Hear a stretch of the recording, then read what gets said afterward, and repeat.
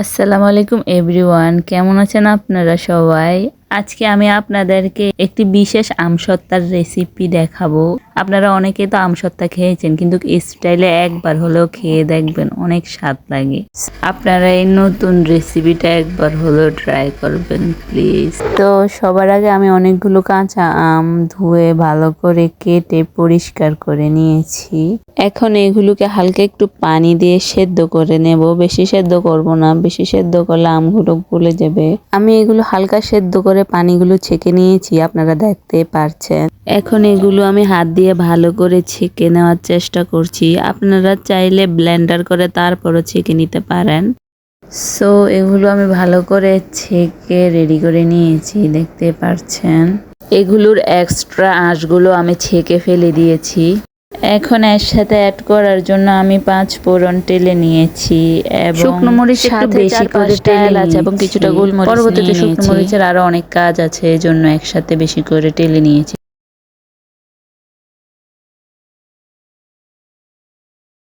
এখানে আমি শুকনো মরিচ, এলাচ, গোলমরিচ এবং 5 ফোড়ন সবগুলো একসাথে মিহি করে ব্লেন্ডার করে নিয়েছি। এগুলো আমি আগে থেকে টেলে রেখেছিলাম।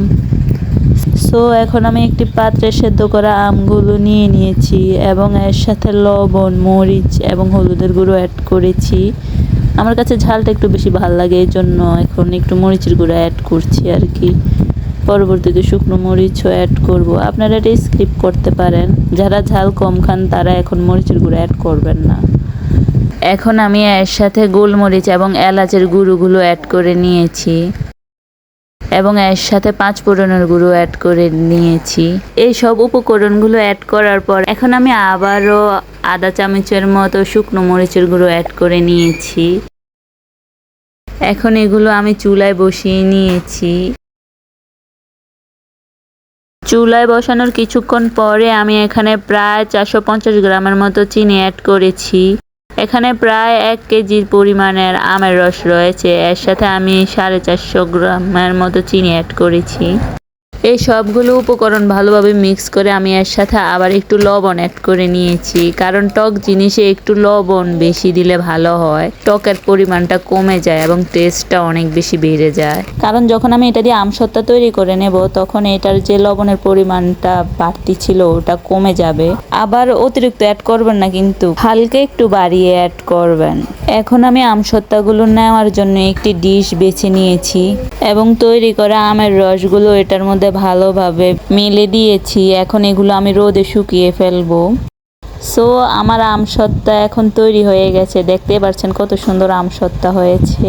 এগুলো অনেক পারফেক্ট ভাবে আমি শুকিয়ে নিয়েছি। আপনারা চেষ্টা করবেন পাতলা করে আমসত্ত্বাগুলো রোদে দেওয়ার, কারণ যত ভালোভাবে আপনারা আমসত্ত্বাগুলো রোদে মেলে শুকাবেন তত পারফেক্ট ভাবে আপনার আমসত্ত্বাগুলো তৈরি হবে। এখন দেখতে পাচ্ছেন আমার আমসত্ত্বাগুলো অনেক সুন্দর হয়েছে। আমি এটি ছোট ছোট করে কেটে নিয়েছি যাতে আমি এগুলো ভালোভাবে ক্যারামেলের সাথে মিক্স করতে পারি। আপনারা আপনাদের পছন্দ অনুযায়ী কেটে নিতে পারেন, সমস্যা নেই, ছোট হলেই হবে। এখন আপনাদেরকে আমি আসল রেসিপি দেখাবো। চলুন তাহলে শুরু করা যাক আমসত্ত্বার আসল রেসিপি, যেটা একদম নতুন এবং ইউনিক। এটার জন্য সবার আগে আমি একটি কড়াইয়ে চিনি নিয়েছি। চিনিগুলো ভালোভাবে ক্যারামেলের মতো করে নেব।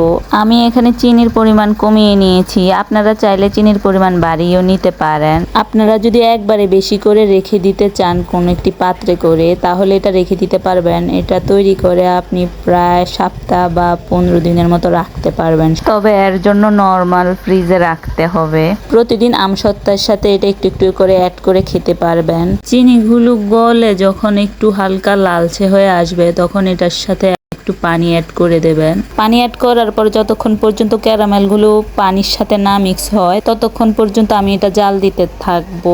ক্যারামেলটা পারফেক্ট ভাবে হয়ে যাওয়ার পর এটার সাথে এখন আমি ভাজা মরিচের গুঁড়ো অ্যাড করব 1 চামচ এবং এর সাথে হালকা একটু লবণ দিয়ে দেব, বেশি দেবেন না। আবার এই সবগুলো উপকরণ ভালোভাবে মিক্স করে ক্যারামেলটা একটু ঘন করে নেব।